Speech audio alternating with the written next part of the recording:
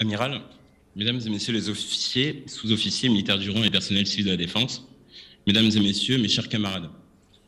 Je suis l'aspirant médecin Nissinoun, élève officier à l'école de santé des armées, comme l'a rappelé le CEMA ce matin, élève gagnante des TSJD, président de la promotion médecin général inspecteur Rouvillois,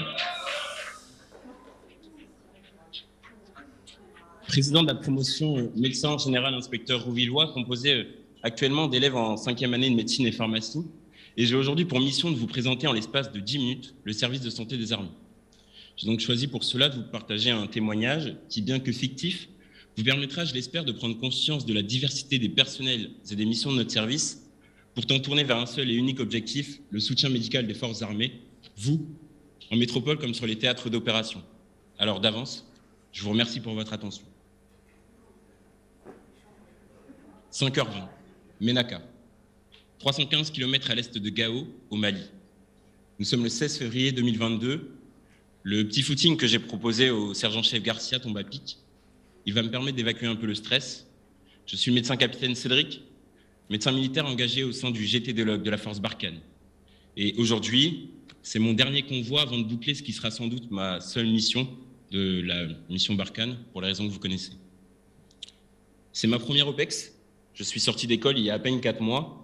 Mon école, l'école de santé des armées, unique école militaire formant les médecins et pharmaciens au service de la France. Parcours classique, mais loin d'être évident, qui commence par 6 ans de médecine sur les bancs de la fac de Lyon, au milieu de nos camarades civils. Même cours, même concours, mêmes examens. La seule différence, c'est mon statut de militaire. Je vais en cours en uniforme, les Pékin apprécient. Ok, j'ai mis un détail, nos 1800 heures de formation militaire, soit 1 an cumulé de formation militaire et médico-militaire, répartis tout le long de notre formation. À la suite de l'ECN, l'examen qui classe tous les étudiants en médecine de France, j'ai choisi, comme 80% de ma promotion, la médecine générale, c'est-à-dire la médecine des forces. Et me voilà, après 9 ans d'études et 4 mois en régiment, me voilà médecin-capitaine au rôle 1 du camp de Ménaka au Mali. Ce petit footing matinal m'a fait du bien, et puis pour moi, c'est aussi un moment privilégié pour apprendre à connaître les hommes de la compagnie. Le sergent-chef Garcia, celui avec qui j'ai couru ce matin, vous le connaissez mieux que moi, c'est notre SOA, un militaire expérimenté, un adjoint de confiance, toujours de bons conseils, mais qui sait rester à sa place. Un bon gars, et avec de bonnes jambes qui plus est. Après avoir pris une petite douche froide, je rejoins le PC 10 minutes avant l'heure du mission brief, le temps de pouvoir dire bonjour au CDI de notre compagnie, le capitaine François. On s'est rencontrés il y a 4 ans, au 6e à Paris. Alors c'est un Saint-Cyrien, un méchu, un choriste, mais à vrai dire, c'est vraiment un bon gars. De par mon rôle de conseil au commandement, on a pu échanger à nombreuses reprises et mettre en place pas mal de choses pour maintenir la capacité opérationnelle de nos gars. Le conseil au commandement, d'ailleurs, l'une des facettes du métier de médecin militaire, de celle qui rappelle qu'on est à la fois militaire et médecin. C'est, pour reprendre les mots de Nicolas Zeller, médecin des forces spéciales, prix littéraire de l'armée de terre, ne me demandez pas si je suis plus médecin ou plus militaire, ces 2 états sont indissociables chez moi. La mission est simple. Un convoi de 3 jours qui doit nous amener jusqu'à Gao en passant par Ansongo. Tout est minutieusement orchestré. Je confirme les positions de mon équipe SAN avec le CDU, c'est primordial. Car assurer les soins des militaires blessés au plus près, au plus vite, au mieux, c'est la doctrine du service de santé des armées, le damage control, un concept unique en Europe qui garantit à nos blessés les meilleures chances de survie et le minimum de séquelles. Dernier briefing avec mon équipe, mon infirmière, l'adjudant Welly, les caporaux-chefs Leblanc et Lebrun. Les sacs sont prêts, complets, fermés, garrot, perf, drogue, oxy, tout y est. C'est Marine, pharmacienne de ma promo, qui s'est occupée de faire mon ravitaillement en médicaments et en matériels médico-chirurgicaux. Au top. Parce que le service de santé des armées, ce n'est pas que des médecins et des chirurgiens, ce sont des pharmaciens comme Marine, mais aussi des chercheurs à l'IRBA, l'Institut de recherche biomédicale des armées, toujours en quête d'innovation, et dont le Plio est le meilleur exemple. Plio, ou plasma lyophilisé, que nous envie et que nous achètent nos camarades américains, développé et breveté par le SSA. Ainsi, au travers de la médecine des forces, de la médecine hospitalière, de la recherche, du ravitaillement, de la formation, vous avez ici les 5 composantes indispensables et chacune indissociable qui font la force du service de santé des armées.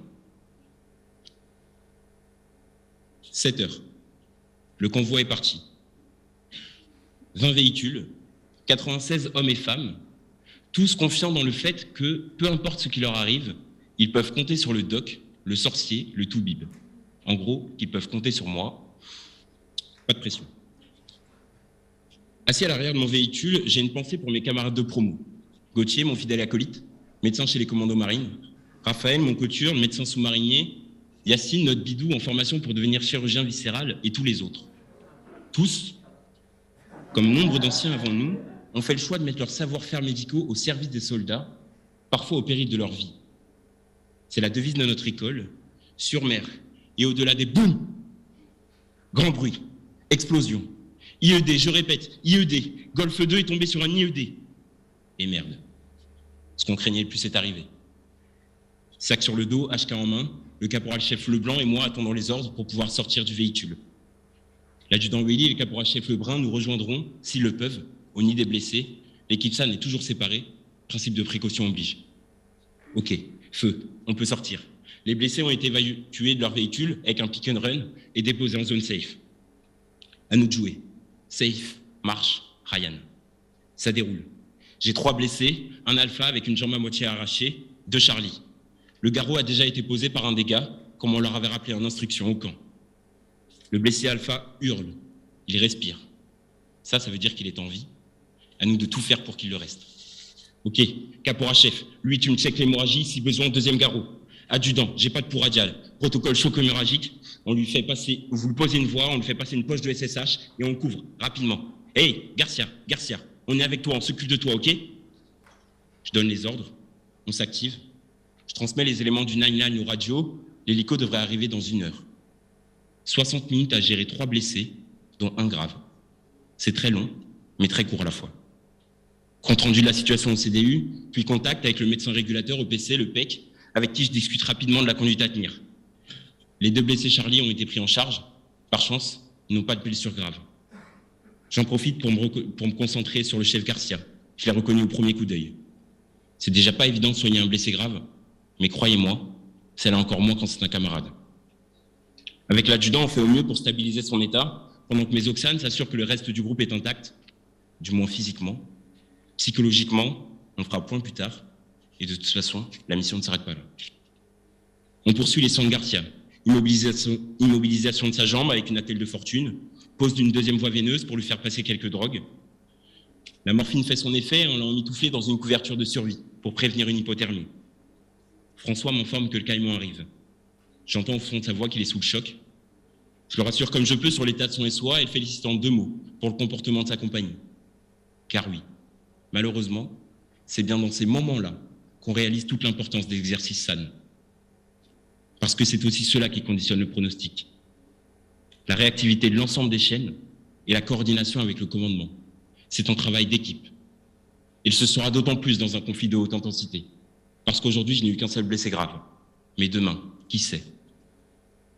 Enfin, le caïman.